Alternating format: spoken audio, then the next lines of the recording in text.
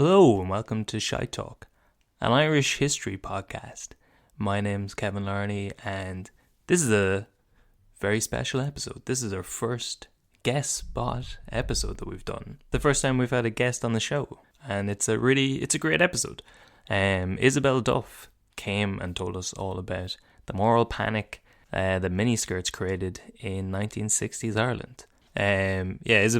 Isabelle got in contact with us a couple of months ago, offered to write the episode, and then she was in Ireland last week, so we all sat down and recorded the episode together. And then the intention was to release it on Patreon and then release it to the general public in like a month or so. But after the recording, I went and got my second vaccine, and I was feeling good, and then I had some pints. And I was feeling fine, and I woke up on Saturday morning, and I wasn't feeling fine. So we didn't get a chance to record anything else for the weekend, and then we're like, fuck it, let's just let everyone listen to this episode that Isabelle wrote, which is better than anything I would have written on Saturday anyway. I don't think there's anything to say before this episode. I did want to give a happy birthday shout out to Chris Walsh, although by the time you're listening to this, you could be another month older, I don't know, but happy birthday, man. But that was it. Other than that, go ring Jason's phone number, ask him for all the link details for Instagram, the email address, the Patreon, the Buy Me Coffee, the Big Four. And that's it. Here is this week's episode featuring Isabelle Duff, all about the moral panic of miniskirts. Gather around now, you're in for a story. Old tales of yore, all in search of a glory. The history and mystery of lads, lasses and all. Discoveries and voyages, the rise and the fall. Follow me now as we go back in time. We trace the steps of Irish lineage to find. Jason from Carlo and Kevin the dog guide you through the ways of Shy. Who's got the time? Newspapers are too big and unwieldy. They're called the broadsheets for a reason. If they're small sheets, we may as well be some red top rag. Yes. We purposely create our pages big and unwieldy so that commoners can't grasp them. You can only read it if you have two butlers holding it up in front of you, as is just right and proper. Exactly. That's probably a good enough introduction. Are you recording, Jason? No, unfortunately. No, I should have done that. Well, hey, you know what, Kev? I am recording now. Hey, everyone, would you like to hear a great conversation about what have we all just been talking about for a good 45 minutes? Yeah, well, we're trying to figure out a way to introduce our first guest spot. Yeah, and we'd started with Nicky Byrne. Yes. Not as a guest, just as a way to introduce. Well, we tried to get Nicky Byrne on. His publicist says no. We tried to get Cecilia Ahern on. Her publicist said no. Mm-hmm. Dustin the Turkey, unavailable. Saki, no response. Yeah. Zig and Zag did respond, but asked who were we, and that hurt. That was unnecessary. And then I don't know who else we mentioned the last hour. The Morbegs. The Morbegs. They're very difficult to work with. So, I've heard. They said that they were interested, but that they would need some help to understand exactly what this podcast was about. Yeah. I can't. Did the Morbegs speak? They spoke in Irish. Yeah. No, I met they them spoke. once. Oh, really? They weren't wearing their heads at the time. That Must troubling. have been. But they're wearing the bodies. That would. Sorry, that's giving me a great. We did picture. go to John of Gods after that. Very triggering time. It's like Ireland's Frank Sidebottom. This is the Morbegs. Yeah. Well, that's the sound of our guest, Isabelle Duff, a celebrated journalist and Irish culture enthusiast. That's me. Yes, she once saw the Morbegs, and her favourite member of Westlife is not Keen. Nope. It's Nicky, due to his connections to Bertie Ahern, which are seasoned and varied. Yes. But how are you, Isabelle? Yeah, I'm good. I'm glad to be here. Thanks for having me on, lads. You're very well. Taking a punt on a kind of ridiculous pitch, but...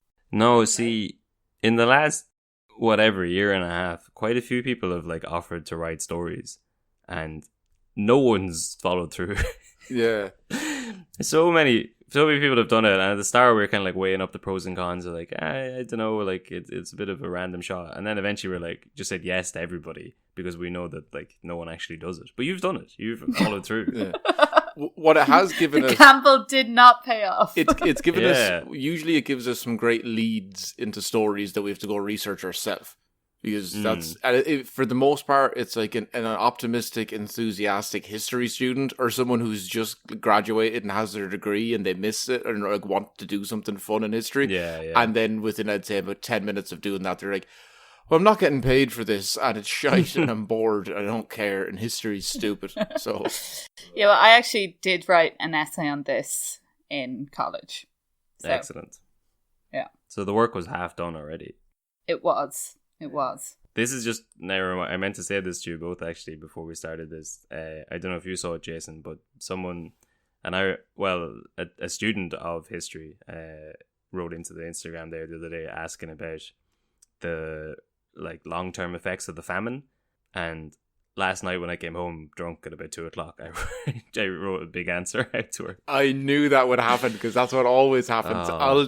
Messages like that will come in. We got one a few months ago from some French guy, and we didn't respond instantly because we're busy with lives and stuff. And then he was asking if he was doing a documentary or something and wanted a bunch of information about really specific time periods in Ireland.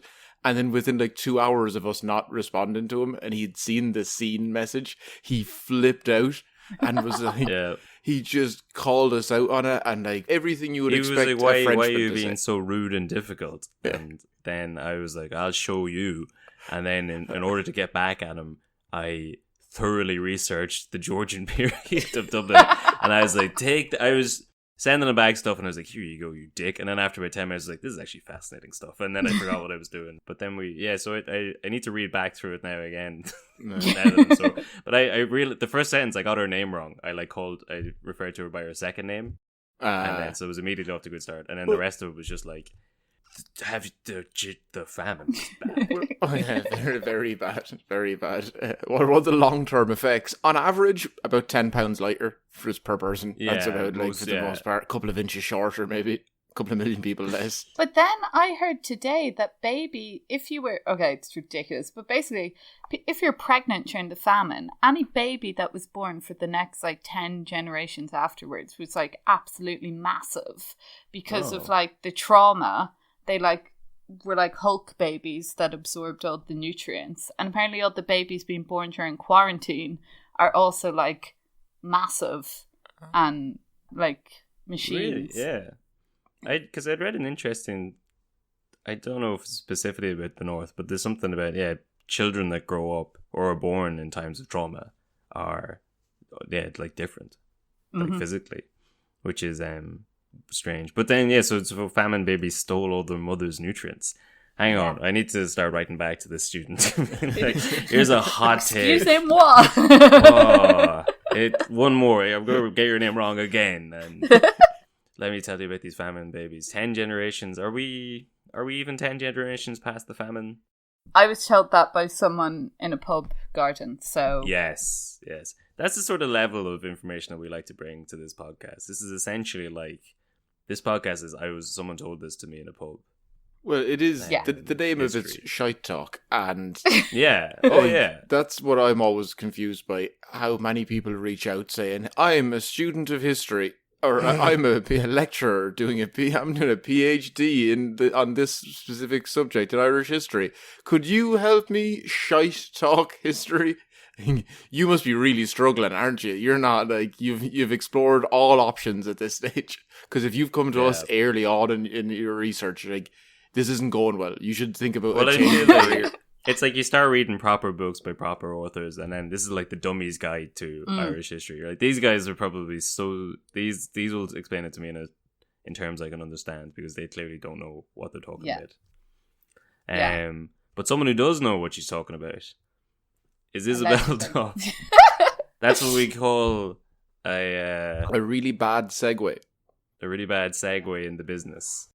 Yeah, so basically what we're going to talk about today is sort of the moral panic in 1960s Ireland. So mainly about the miniskirts. So I think whenever is there a dog barking there? Yes, there is a dog. Yeah, Okay. that dog loves miniskirts, so Yeah. we may as well just barrel through because he's not going to stop. Yeah, he's very pro the mini. Mm. But basically, in the 60s, the miniskirt is something that we always associate with like the Rolling Stones and the Beatles and all that. Very groovy, very cool. And I just wondered what would happen if something that cool and that groovy came to Ireland. Yes. And my friends, it was not good. So I thought I'd kind of give a bit of background to the miniskirt first. Though I know you guys are mini aficionados. That and I is mean no true. disrespect. Mm-hmm. Mm. But this is for the listeners who just aren't so up. Of course. I mean, some people aren't as au fait with women's fashion as myself and Jason. Yeah. And we can only pray for them. Yeah, well, look, there's always Google there for other people. Kevin, obviously, historically, has looked up many miniskirts. Yes. Yeah, and he's not alone. Many people have. So they're basically going right back. The Romans used to wear miniskirts, and the lads in the Iron Age tended to be more the gladiators who were into miniskirts. There was a bit of a gender flip. But it seems much more practical than a long flowy dress for like running around. Yeah. So kind of like a kilt then, with the Romans. Like, is that what we're talking? Like a smaller kilt? Yeah, and made of leather, I think. Even cooler. Someone's going to come after me and be like, she's very wrong. Very stupid. No. It's the film Troy with Colin Farrell. What Brad Pitt with Colin wore. Farrell and Brad Pitt. Yes. Yeah. Historically accurate film Troy. Yeah, exactly. So that is kind of the first time you'd sort of see it, but then you don't see it again for a long, long time. There was a few people were bopping around in the 20s, but they were always like showgirls and things. It wasn't like a woman just doing her shopping. Yeah. And then in the 50s, after the war, Dior came out with that look that, you know, the real Mad Men kind of look. It's like big full skirts and that came out. And the mini was really a reaction to that because that was like pretty uncomfortable. It cost a bomb and it was very much viewed for like an older generation. So Mary Quant was this young one from Wales who, she was a fashion designer, but she was from Wales. Don't let that fool you. She was a fashion designer. And she's kind of the person who's credited with starting the Mini, which she named after her favourite car, the Mini. Is that true? Yeah, apparently. Because I know you think it's just because they're like not smaller, yeah. Well, that's what I wanted to ask that because I had to Google their images. What's the definition of a mini skirt? I shouldn't have said that. I was Googling images of mini skirts. I'm glad you asked. So basically, it changes over time. So the first mini skirts were like just above the knee, which we would not call a mini skirt now. But then it was sort of like 8 inches above the knee. But I would use the metric of a tea towel, right? About the width of a tea towel. Roughly similar size and shape. Yeah. On like lengthways. I know exactly what you're talking about. Yeah. It's like I know, when I go to have a shower and I've forgotten a proper towel, and it's always a really awkward run back to my room with one of those small ones. Yes. I'm like, I live with all male housemates, so sometimes they see a bit of a crack at the backside, but the rest of it, the main bits are all hidden. You're so insecure about your sexuality. Here back in Dublin, back in free speech Dublin, we all just hop out of the shower and just shake off like dogs. Dry in the natural sun. No, I think there's a whole thing about comedians not exposing themselves in public, Kev, that we're meant to. It's a series of misunderstandings. But this is almost the opposite metaphor for the short skirt. But I used to have a big shout out to Brother Raymond, my Irish teacher in secondary school. He was an English teacher as well in school, and when describing a short story, people would be like, "How long should a short story be?" He'd always say it should be as long as a miniskirt.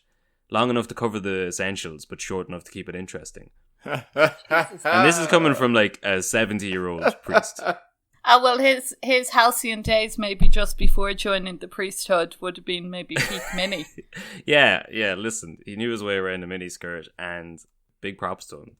Yeah, fair play. I want him as a teacher. I didn't get teachers like that. My teacher never said anything like that. All they ever said was like, great. "You'll never amount to anything. You're a disappointment when you apply yourself." So Mary Kwan had this shop on the King's Road in London called Bazaar, and it was really mad. Like, she had this backer who was really well off, and they really reinvented like women's fashion. So what they used to do was go around to like these wholesale shops, and waiters would have these plastic white collars that, you know, if you were working in any restaurant, you'd have to wear. And they bought all of those wholesale and then started selling it to the rich kids on the King's Road for kind of tripled the price. So a white collar like a priest? Well, no, like a Peter Pan collar. Oh, okay, gotcha. Very different. Yeah, okay. Yeah, very groovy though. Maybe Yes. Father Raymond was in buying his there, or Brother Raymond.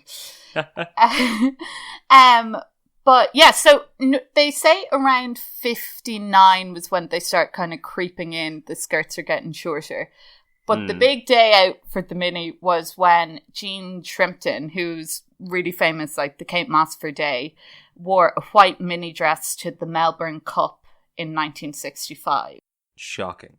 I would say many a pearl was clutched, many a brow furrowed, and several monocles dropped.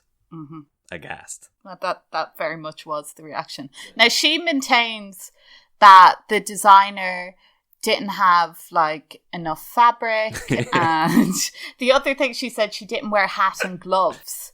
Wow. And that was more of a furore than, you know, she did a skirt that was like 8 inches long.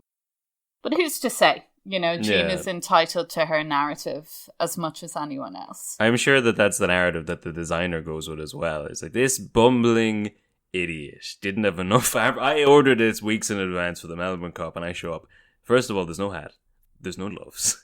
I asked for a dress. This moron, you only give me half the goddamn fabric. Or is it a mistake of you walked into the designer, they had it up on like a rack on the left, and you just saw a towel to the right, and you're like, I guess this is what I'm wearing to the...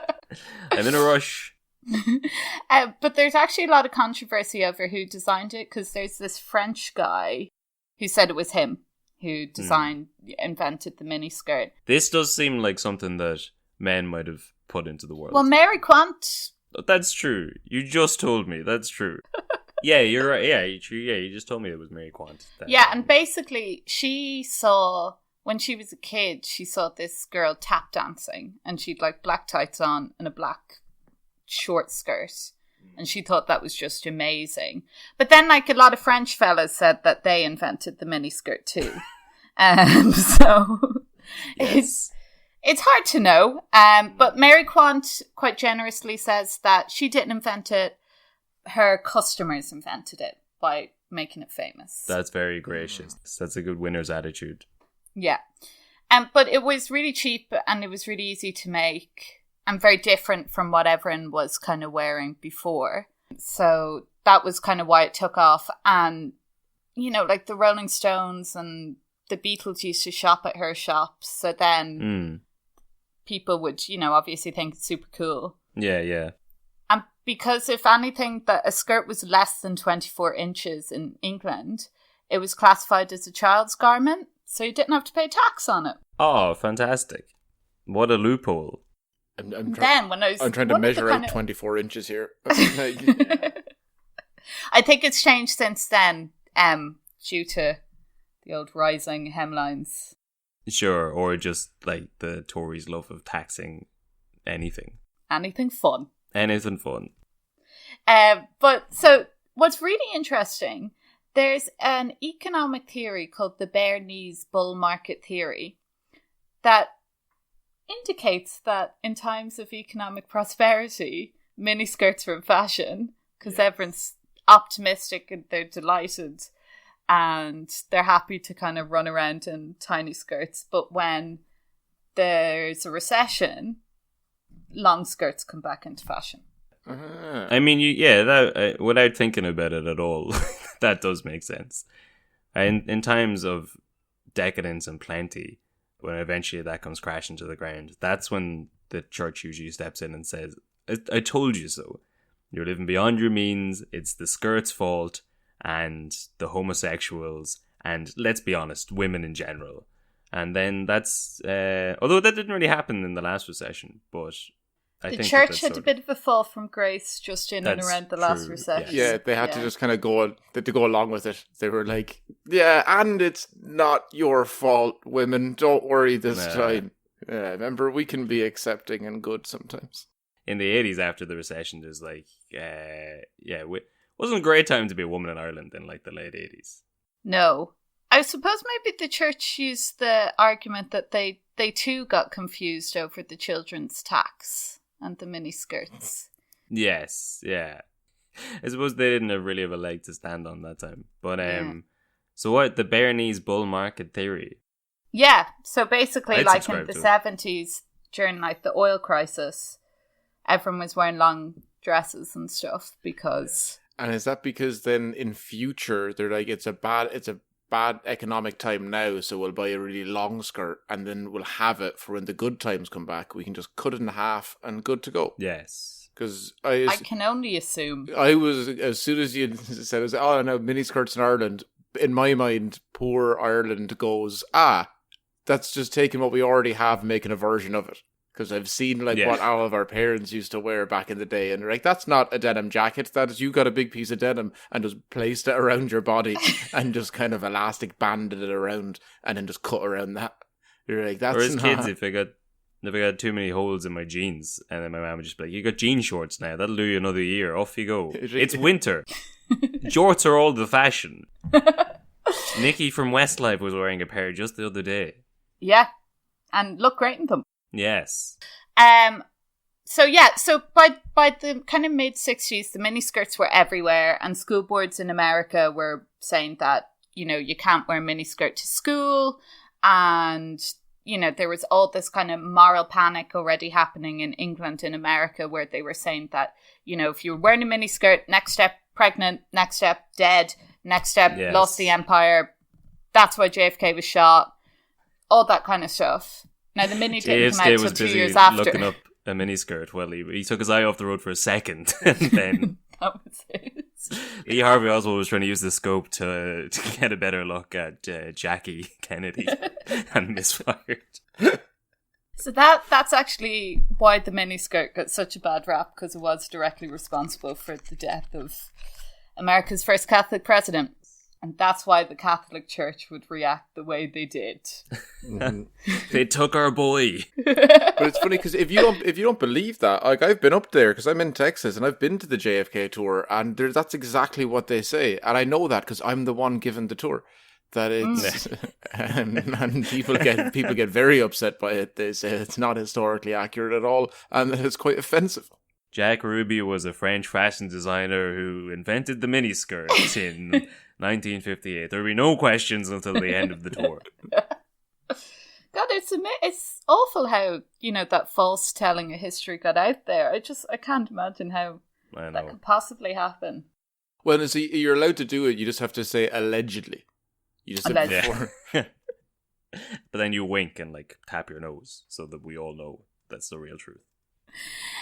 So Ireland's role in all this maybe will surprise you. So the whole kind of world is going on about the miniskirt, and a full year after Jean Shrimpton was in Melbourne and the whole world was wearing miniskirts, I watched 5 minutes of video of a Dublin street in 1966, and from that 5 minutes I can confidently assert that not one person in the Republic of Ireland had seen a miniskirt in 1966, right? So we're a bit slow off the mark. Then I found another picture of Twiggy. Do you know who Twiggy is? No. She's the really she was the face of the 60s. She had huge eyelashes. She was really skinny, and that's why they called her Twiggy. And she'd blonde hair cropped real short, And she's very much like the face of the 60s. Twink? Friends Are you with thinking me. Twink? Twiggy. Is it Twink? Is it... I was thinking of Twink It's as well. Yeah. Twiggy walked so Twink could run. I've had to Google her. I don't know who she is. I am also Googling her, and I also don't know who this is. But, Really? See, we're learning so much. yeah. God, yeah, that's mad. You're the first people I've ever met who don't know who she is. Now, hold on. Listen. Have you ever met men in their 20s? No. I went to an all-girls school. This is a huge revelation for me. There's about all our male listeners are at home right now being like, Twiggy, come on, it's Twiggy. She was like really, really, really famous. Yes. I did describe someone else as the Kate Moss of their time, and I actually retract that. She was the Kate Moss of her super time. famous. Mm. Yeah. So she actually did visit Ireland in '66 for a fashion show, and she had a mini skirt on then. She is Twink. Potentially the first one. Who knows? But so just to like drop this into history for the Republic at the time, the mini skirt, Ireland entered the Eurovision for the first time in 1965. Yes, And come on, the the gang. And won? Did we win? Not this time. Boo. No, we wouldn't do that till Dana. Oh, thank God for Dana. All kinds of everything. I'd say Dana was a big proponent of the miniskirt herself. Yeah, she wasn't actually in her Eurovision performance. She was in a miniskirt. Was she really? really? Yeah. I bet Johnny Logan was a bigger fan. I'm pretty sure she went to meet De Valera in a miniskirt too. De Valera in a miniskirt. By God. Truly, he historically- became the long fellow that day. I mean, that would be it's your favourite story of De Valera, him dressing up as a lady. Yes. Yeah. Well, see, I mostly know Dana from her latter day, from her presidential run a few years ago, and she seemed, I don't know, she was reading right out of the conservative Christian playbook. Yeah. But at the time, like, minis were so kind of ubiquitous that even if you were just a nice wee girl from Derry going to meet the president, you probably would be on the shorter side. Oh, fair enough. Fair play to her. No better woman. And then Princess Grace, so Grace Kelly and Yeah. Bing Crosby both visited Ireland. And actually there's a lot of stories that Bing Crosby, he had a horse at the races and it won. And Okay. he got up and sang everyone a song. Ah, Everyone was delighted. yeah. As you would be. Of course, Bing's horse just won the race. I bet you everyone backed it as well because they'd be like, oh, that Bing Crosby's a lovely man. Yes. So anyway, that was the big thing. Bing Crosby was in town, but the miniskirt still hadn't hit.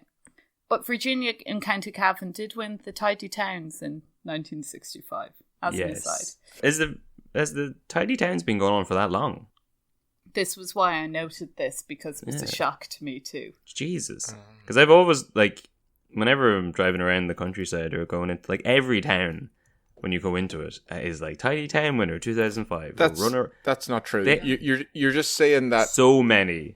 You're just saying that because you've been to my town. I don't know what Tidy you're talking Town winner. about. I don't know what you're talking about. All these other villages and towns around Ireland. You're saying you've been to. I've never seen that sign anywhere else. Yeah. Virginia's the tidiest town in Ireland. It's won it more than any other. Jesus. That's what I was always told as a child. Yeah. Well, it's easy to keep a town tidy when there's absolutely nothing happening there. There is one street in Virginia, in fairness. I don't know. I think the tidy towns are great. It makes, I don't know, in my village, there's a collection of old people that go around on a Sunday and pick up litter. And it's like the most adorable, cute thing to see.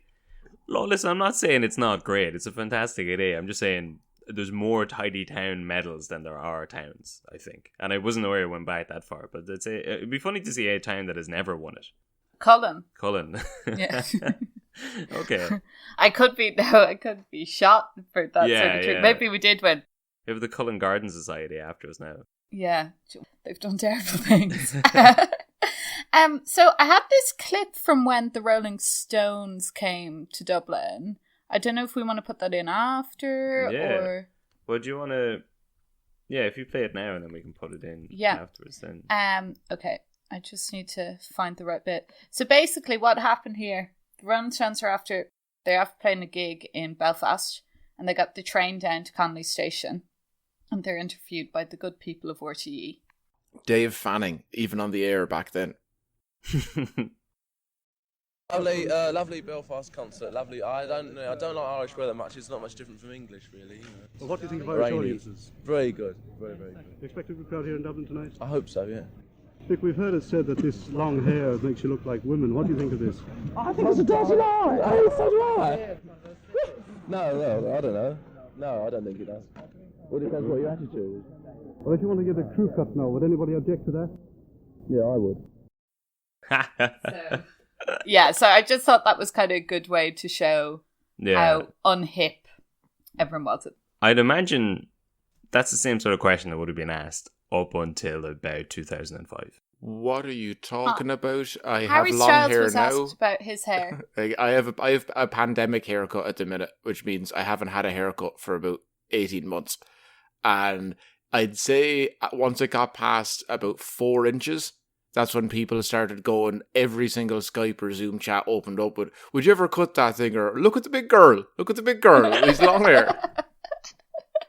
Well, like Mick Jagger's hair is like just below his ears. It's not long. It's not that long. What's that? A 2 on the sides and back? But you said you had a pandemic haircut. Texas has been open for about 12 of those 18 months. Yeah, it's that I don't have the personal self-confidence to ever grow through the awkward stages of having long hair ever again. Yeah. So I know when eventually I cut this, it's never coming back. It's you may as well. Yeah, so I'm getting the most of it now. And also, I realize when you're over here, I don't know if it's the same. Also, I don't know about long haircuts as well. You can maybe inform me on this. They get more expensive the longer your hair gets. They do, which is crazy to me because you're just cutting hair. Daylight robbery. Yeah, it's ridiculous. And then they look at you really weird if you walk in just with like a bowl cut because you're like, oh, I cut it all down to this length because it's cheaper to start from there. And seemingly they frown on that as well, that they're like, that's not good. It's an odd thing to do. Yeah, probably for the best. Just never cut it again. Yeah. But, yeah, you're right. I mean, that is probably the same sort of question that, Ryan Tubridy or Brendan O'Carroll would still ask someone now. Yeah, and Gay Byrne, sure, forget. I don't think Brendan O'Carroll would be asking that question. It'd be weird. Who am I thinking? Brendan O'Connor. Brendan O'Connor. Yeah. No, Brendan O'Carroll's Mrs. Brown's voice. That's the woman. She would probably have a couple of things to say about miniskirts. Yeah, sure. Yeah. And he said them all in fucking 18 series of his show. You know, historically, Ireland's great television hosts and interviewers. You know, you've got your Pat Kennys, your Gay Byrnes, your Ryan Tubridy's, your Brendan O'Carrolls. The next host of the Late Late Show is just Mrs. Brown.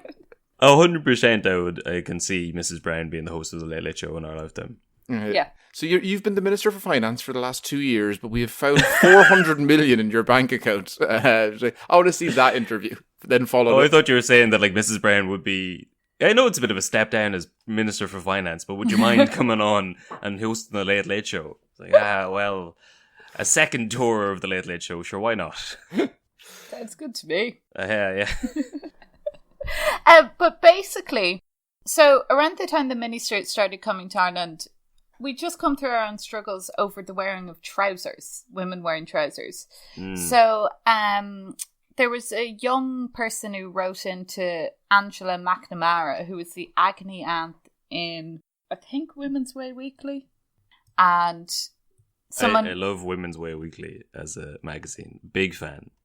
Oh, it's a fabulous publication. And the advice... Yes. Yeah, they were how to keep a man happy. How to cover up a black eye. Raging when the internet coined www. They were like, we were right there. Yeah. Yes, yeah. Palm of their hand.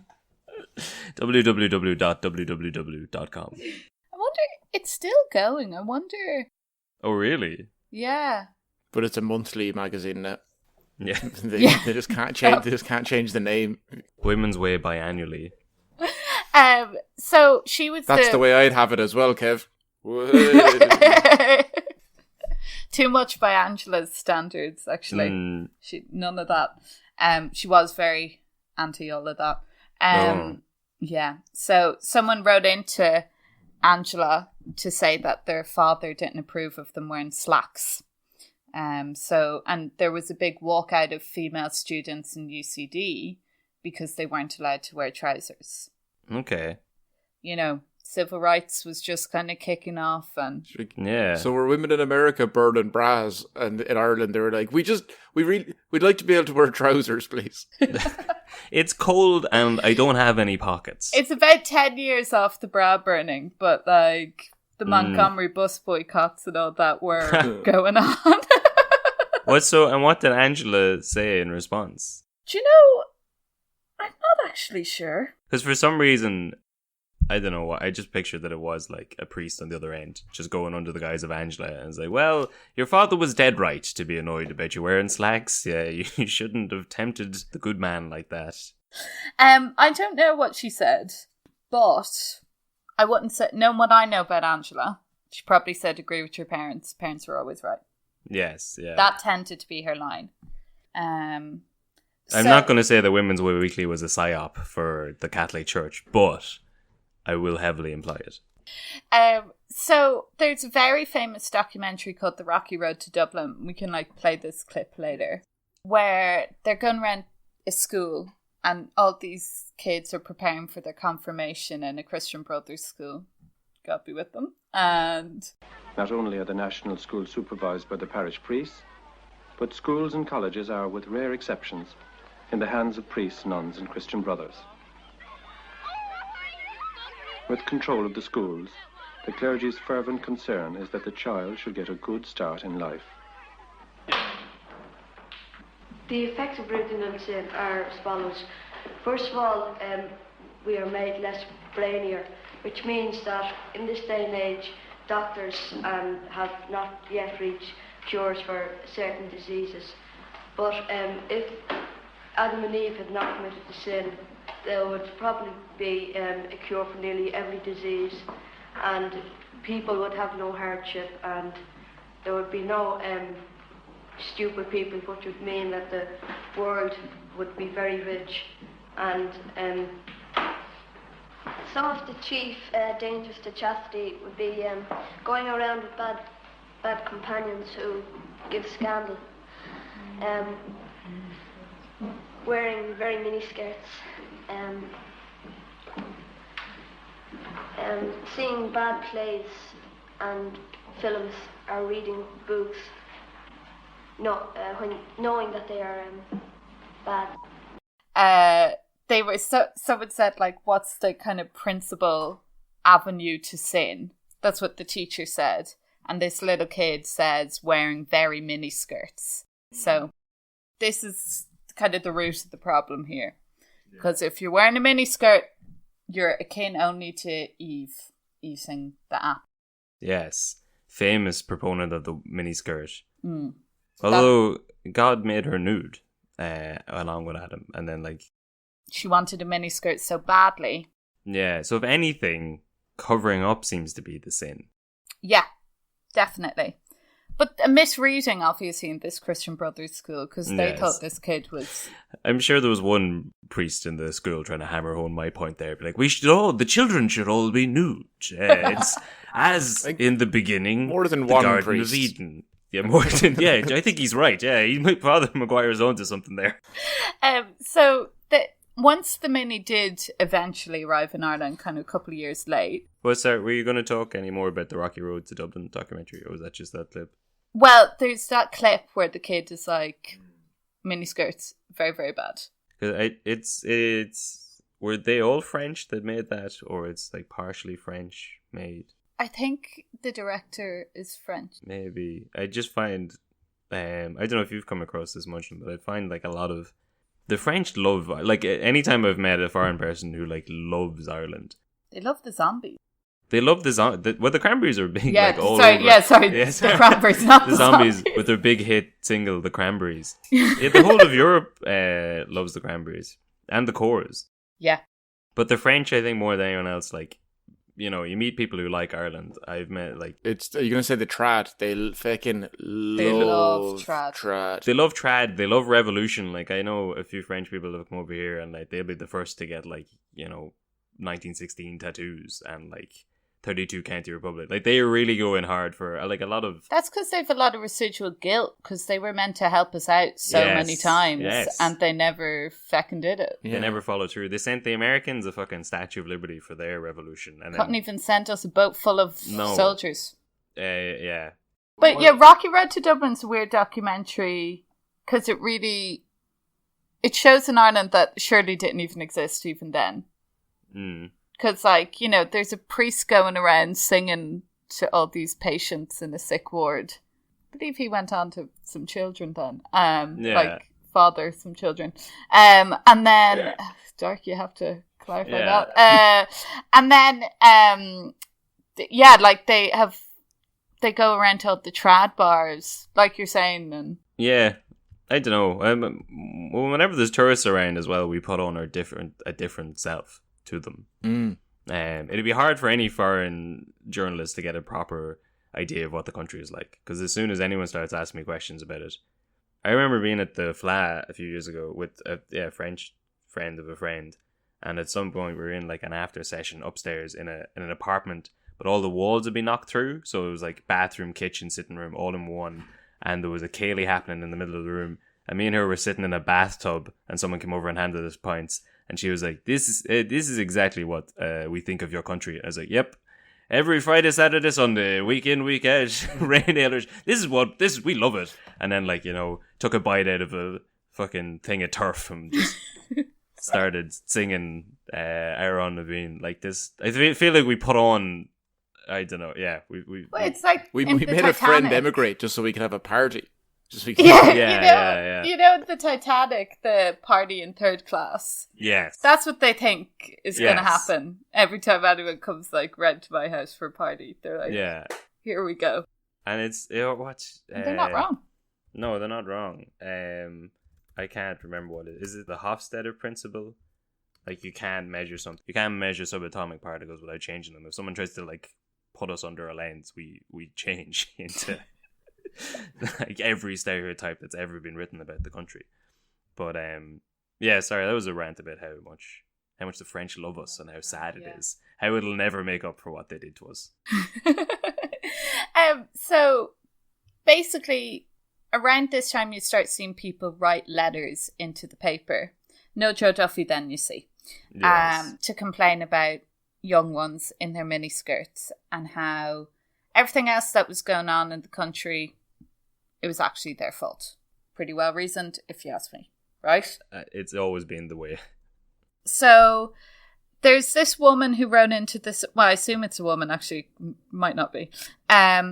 She wrote in to complain about young married expectant mothers in tight-fitting sleeveless frocks above their knees, kneeling down to get communion. Oof.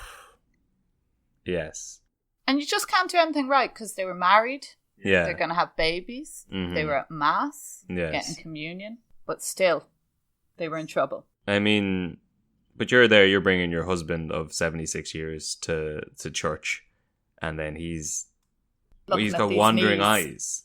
Yeah. And now what are you going to do? Talk to him about his behaviour? No, of course not. You write a letter into into a local newspaper about how every young woman should change. And what's going to amaze you to hear is that the young women actually didn't change. Damn. Yeah. Fucking shocking state of affairs. Yes. Very selfish. That poor fella could have a heart attack, you know? I know, yeah. I know, he's ready to burst. Yeah.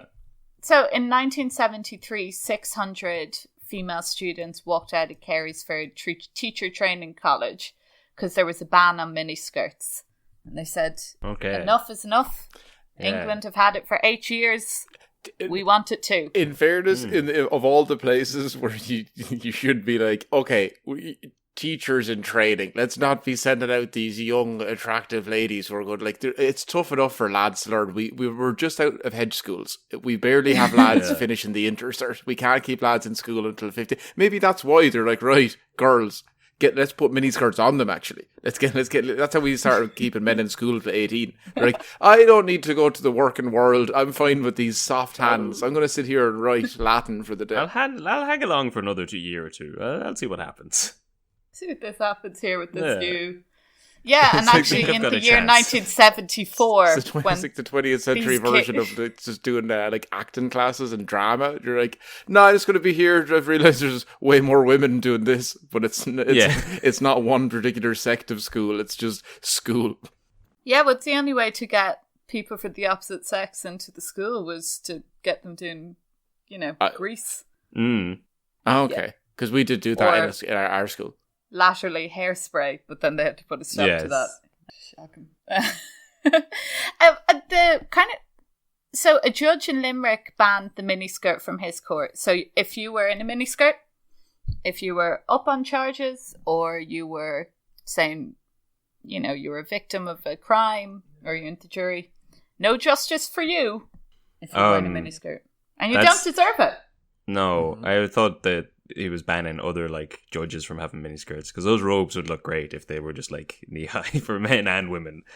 Look great with the wig. Yeah, with the wig, it's a great ensemble. But that's fascinating. Yeah, someone coming in to like to my father was murdered by the guards, and my brother as well. And sorry, you've got a miniskirt. Court dismissed. No justice for you.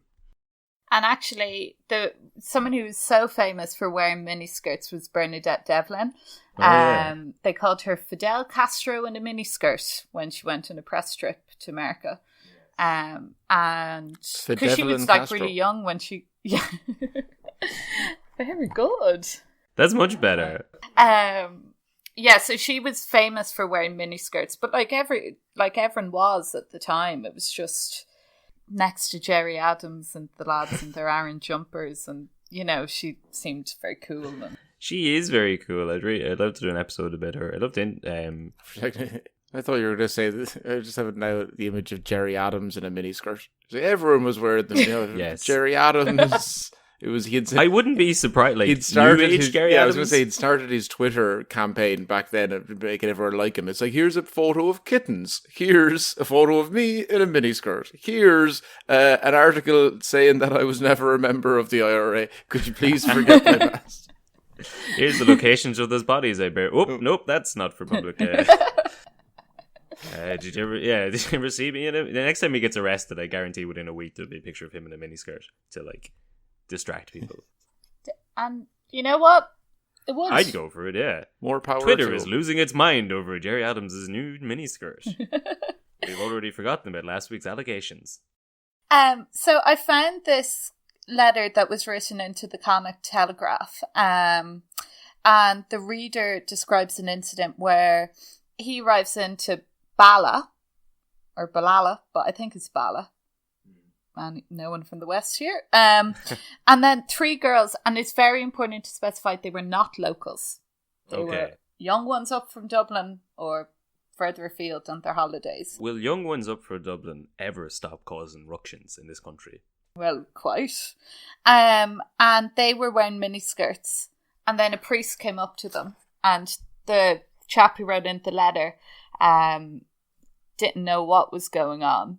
But they left anyway, and then they came back in like trousers or like slacks and like longer skirts. So obviously the priest had said, "We'll have none of that coming in here." In fairness, I had to do that on a film set not too long ago. I had to be that priest because there was a scene, and I felt terrible. There was a girl who was she had to reach up to a food truck to grab her food and pull it down, but her skirt was so short that the reverse angle was like, okay, well, let's go get some slacks. Maybe let's go try see what slacks look like. Well, anyone who bore witness to that could have written into the Connacht Telegraph to complain. Because and this person signed himself off as mini fan Bala. Yes. Well, now maybe the priest walked up and was like, "How are you getting on, girls? That's a lovely skirt there." And they're like, I'm actually going to go back and change. I'd feel more comfortable in slacks, I think. But the weird thing was there were other girls wearing mini skirts, but because they were local and they're people. Yeah. They weren't asked to change. That's That's fair. Yeah, I think so. There's something's got on there. There's something more to that story that I'm not sure what it is, but that just seems like one of those. I've read that now. I'm like, that's not how history works. They've said something. They've done something. They've looked a certain way. Maybe, I suppose maybe he lost his battle with the local women, and he was like, here's a chance to reassert. Yeah, yes. Here we go. But Minifan Bala, if you're out there and can share that full story with us. What happened that fateful day? That fateful day in August 1967. Sick of people from Bala trying to cover things up. Their clavas and such. Bodies buried in Bala. And then I read one commentator so all through, there were lots of letters into the paper saying that, if a good mother should educate their daughters, and the dance halls shouldn't be kind of populated by young women in miniskirts and all this kind of thing. Yeah. And then this kid or person wrote in and said, I've heard a lot of criticism about miniskirts from people who live in the back end of the world, such as Pulla Thomas, Caratoog, and Ahus. Ahus or Agahus? I think it's Agahus. Jesus. No. To be honest, it doesn't seem like it matters from context. Shots fired, and basically, and this person said they went to a dance in Agahus, and the girls, instead of wearing skirts 4 inches above the knee, they wore their skirts 6 inches below the knee, like old maids. Yeah. And they were a disgrace on the good people of Agahus. Oh, even that was seen as being too sultry. No, I think it was, they were like so criminally uncool. Right, okay, but that's a good 10 inches off where a skirt should have been. I mean, for dancing, it just seems inconvenient. But it goes in, it's in cycles though. Like, that's I believe that's what people tell me about fashion. That it goes in cycles, seemingly. So I assume that because everyone was wearing the mini skirts so high, then they were like, no, let's leave more to the imagination. That's what's sexy now. More Aaron jumpers and ankle length skirts. That's what I'm into. If we go back to the economic theory, maybe there was a micro recession in Agahus. I don't know if Agahus ever had a booming economic time. Maybe some tourist came in and paid for something with a tenner and forgot their change, and they were like, Jesus Christ. It'll be a big Christmas in Agahus this year. The mini skirts just skyrocketed. Yeah. And then I was reading about the Miss Associated Ballrooms beauty contest. And one of the entrants, 21-year-old Nuala Brown, Nuala, if you're out there, get in touch. She said that the miniskirts are far too short, they're unladylike and disgraceful. And she would not wear one for a contest even if it was allowed, because the Galway heat of the Miss Associated Ballroom said, we'll have no miniskirts at the Miss Associated Ballroom. So that seems like a very political line to play by Nuala. If it's already been outlined, when something's already outlawed, and you're like, I actually agree with that. I'm real strong in behind this thing that's already, like, there's no. I don't know what you're talking about, Kev. Fine Gael were always behind this same-sex marriage referendum right from the very beginning. Not just in the last month when everyone was already on board. I don't know what you're talking about. Let's continue to vote for them now that we all know exactly what we want. It's 100%. That's fine. Well, fair play to Nuala Brown for standing up. Well, I'm sure there's a small niche to be like, I'm okay with the objectification of women in these Miss Association ballroom competitions, but not their knees, just the rest of their body. Yeah, and Nuala walked that fine line, and then she walked back, did a turn, and then walked back again. And I don't know her outcomes in the Miss Associated Ballrooms competition, but from this distance of about 50 years, I wish her all the best. Yes. So basically, it's like very clear that they were really worried about the miniskirt because it kind of went against being a good mother or a good teacher or a good wife. And they're the only 3 things you could be if you're a woman in Ireland at the time. Fair. It definitely did go against being a good teacher. Like I would not be paying attention. That's just... That remains true today as it did then. But I was going through all these old pictures. They're not that short by today's standards, these miniskirts, at all. And by the kind of late 70s, they were very ubiquitous. Kind of everyone was wearing them. But they did really kick off a moral panic because everyone was just really... I guess everyone was really worried about sex. Yeah. And too many knees, well... I mean, we don't have to spell it out. This is a family-friendly podcast. But absolutely. Yeah, I mean, listen, the knees... it's an early warning sign. But, I mean, when I think of any picture I've seen of a woman from the 80s or 90s, they were, like, not only are they not wearing short skirts, they're wearing, most of the time, full-length, like, dresses to the ground. Like Diana, never... Princess Diana was always in kind of long recession, though. Yeah. I think maybe I'm thinking of more family photos and stuff, but it did seem it seemed like a lot of the fashion was. You mean like, to say Princess Diana wasn't in all your family photos? Yeah, she was always in the back. Kevin means any photos I've ever seen. My mother's albums from years ago, basically. Yeah. My mother was a big fan of long skirts, basically. But yeah, it seemed like, you know, maybe it'd have a bit of fabric that could be a curtain and then also a dress. And you could buy it in Roach's stores. Yes, it was just called fabric, and it did everything. It was one square sheet of floral pattern. It could be a tablecloth. It could be a new ball gown for a communion. Yeah. And eventually the photos stop, and you wonder why. And then your mother says, about 9 months after this, you were born. Mini skirts became a thing, and you came around, and that's... Yes, and that's why I'm 53 years old. I guess, I don't know, did you guys ever talk about Oliver J. Flanagan before?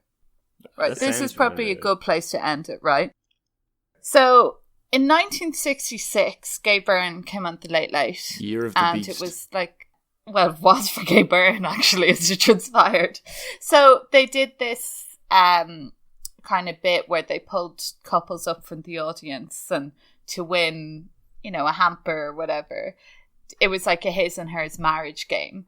And he asked one woman, the husband, to say what colour his wife's nightdress was on the wedding night.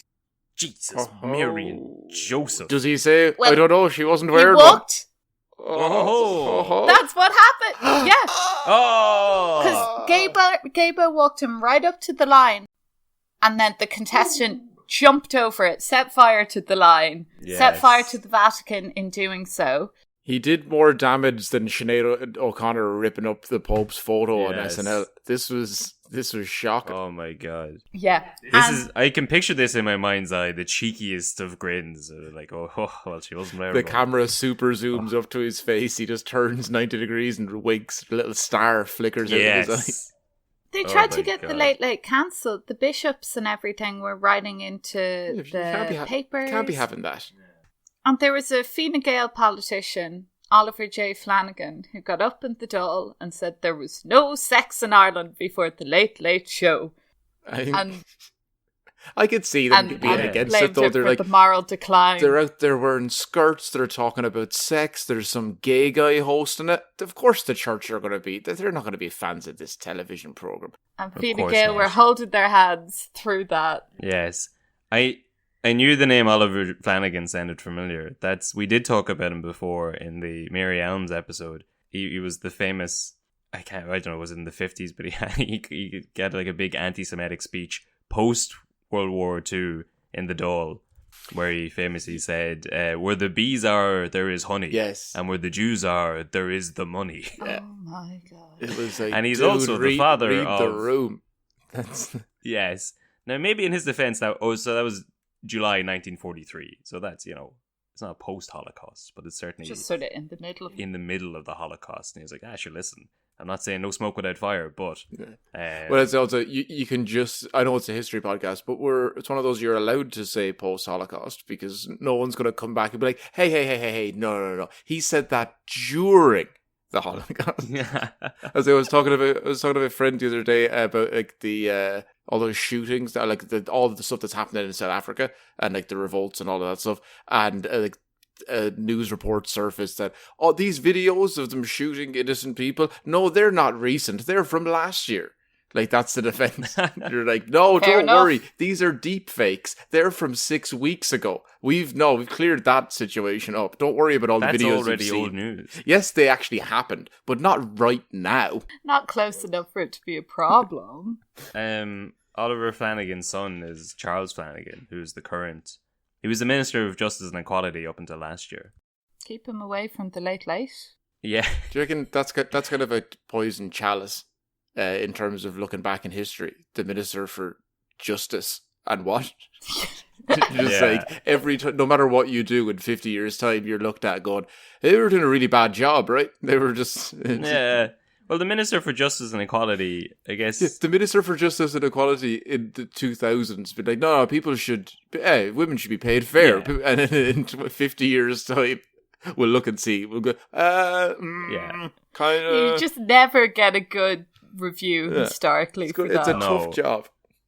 But I mean, there's a couple of easy mistakes you can avoid. Like if his dad was saying that the Jews brought it upon themselves and that you shouldn't talk about night dresses on the Late Late Show. I guess once you've got that's the benchmark. If you just have to get better than that. Yeah. It's not And in too fairness, those words are just as true today. We still shouldn't be talking about night dresses, and we still shouldn't be saying bad things about the Jews. hard. Yeah. I really want to see that clip now, but It's hard to find. I think it was Oh. I think Orsi burnt it off the records. it makes sense. Yeah. I've never found a record of it. And believe me, I've looked. Well, I suppose it was easier to scrub things from the internet back then because it wouldn't exist for another 20 years. That tape just fell asunder one day. I have a feeling, was it RTE or the BBC for years was just taping over their old tapes? Yeah, it's Yeah. exactly what happened. They did that for years and years and years. Because they were like, tapes are expensive. What do we've lost a decade of film and stuff. Like, yeah, well, we saved $2,000. So no one's going to want to watch television from the 50s in the future. And not even that, from the 80s. Oh, they were doing it to I know a girl whose dad did this kids' Saturday morning TV show. There's no record of it anywhere, and it existed for years because they taped over it. Listen. Oh, look, that's going to costs happen money. to this podcast someday eventually as well. Yes, yeah. I've been deleting. I do delete all the masters of these, but do you want to? Well, thanks a million, Isabel. That was great, and cheers for coming on and telling us all about skirts. I hope Brother Raymond isn't dead, or some of this will seem in poor taste. And yeah, that was great. Yeah, and if at any point it came across that we thought negatively about miniskirts, no, very much so the opposite. Big fans. Up with miniskirts. Up miniskirts. Huge fans. Thanks for clearing that up. The people will need to hear, Yeah. What's that Simpsons line where Skinner's like, up with miniskirts? We all had a good laugh at it, although I didn't understand the joke at the time. Excellent. All right. Well, cheers. Cheers. Good luck. Shafter.